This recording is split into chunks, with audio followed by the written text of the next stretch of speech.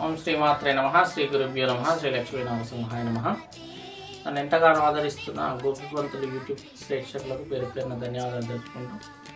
ఈరోజు మనము మహాలయ అమావాస్య, అదే పితృ అమావాస్య అని కూడా పిలుచుకుంటారు.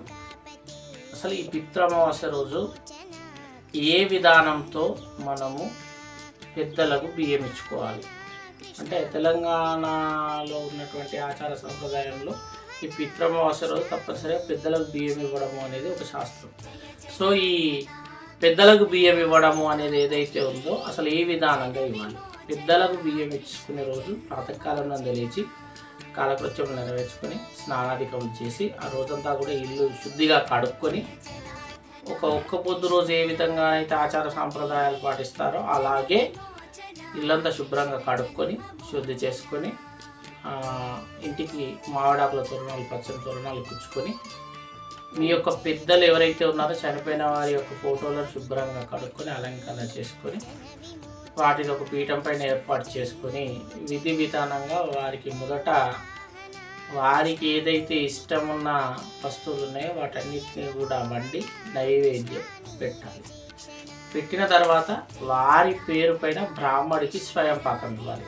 బ్రాహ్మడికి ఆ యొక్క మీ యొక్క పెద్దలు ఎవరైతే ఉన్నారో చనిపోయిన వాళ్ళు, వాళ్ళకు ప్రధానంగా వాళ్ళ పేరిట ఆ రోజు ఆమదానం అంటే ఒక మనిషికి అవసరమైనటువంటి భోజనానికి అవసరమైనటువంటి స్వయం పాకదానం ఇవ్వాలి.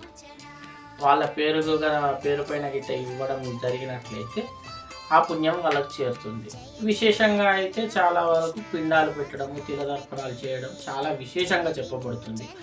ఈ పితృఅమావాస్య రోజు ఎవరైతే తిలదర్పణం చేస్తారో, పిండాలు పెడతారో ఖచ్చితంగా వారి యొక్క పెద్దలు ఎవరికి పేరు అయితే ఈ తిలదర్పణాలు కానీ పిండాలు కానీ పెట్టడం జరుగుతుందో వారికి తప్పకుండా సంపూర్ణమైనటువంటి పితృదోషాలు తొలగి ఆ పితృదేవతల యొక్క అనుగ్రహం సంపూర్ణంగా కలుగుతుంది అని శాస్త్రంలో చెప్పబడింది. ఆ విధంగా చేసేసి విధి విధానంగా ఆ యొక్క ఒక బ్రాహ్మడికి స్వయం పాకదానం ఇవ్వాలి. వాస్తవంగా ముగ్గురికి ఇవ్వాలి.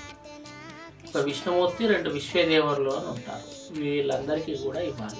అలా ఇచ్చినప్పుడు ఏంటంటే ఆత్మ సంరక్షణ స్థానం విష్ణుమూర్తి స్థానం, 2 విశ్వదేవరుల స్థానాన్ని తీసుకున్నట్లయితే ఆ విధంగా మీరు ఆమదానం చేసినట్లయితే ముగ్గురు వ్యక్తులుగా భావించి ముగ్గురికి బ్రాహ్మణులకు ఇచ్చిన 3 బ్రాహ్మణులకు సరిపోయేంత స్వయం పాకాన్ని అనగా వండుకొని తినగలిగినటువంటి ద్రవ్యాలన్నీ కూడా పెట్టి దానం ఇవ్వడం వల్ల ఈ పితృదేవత అనుగ్రహం అనేది కలగడం జరుగుతుంది.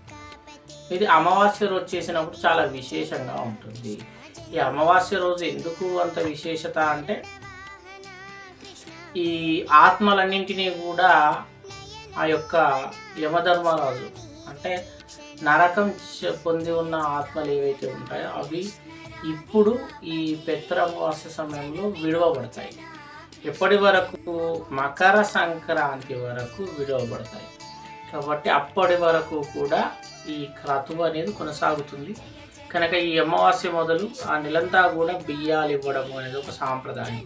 బియ్యం ఇవ్వడము అంటే దాని అర్థం ఏంటంటే, తాను చనిపోయిన వారి యొక్క ఆత్మను తృప్తి చెందడం కోసం, వారి ఆత్మ తృప్తిగా భుజించడం కోసం అవసరమైనటువంటి వస్త్రదానం అంటే వస్తువు కానీ, వస్త్రము కానీ, ద్రవ్యము కానీ అంటే బట్టలు కానీ, స్వయం పాకదానం కానీ, డబ్బులు కానీ ఈ సమయాల్లో ఈ ఆశ్వీజ మాసంలో చేసినట్లయితే విశేష ఫలితం ఇవ్వడం జరుగుతుంది.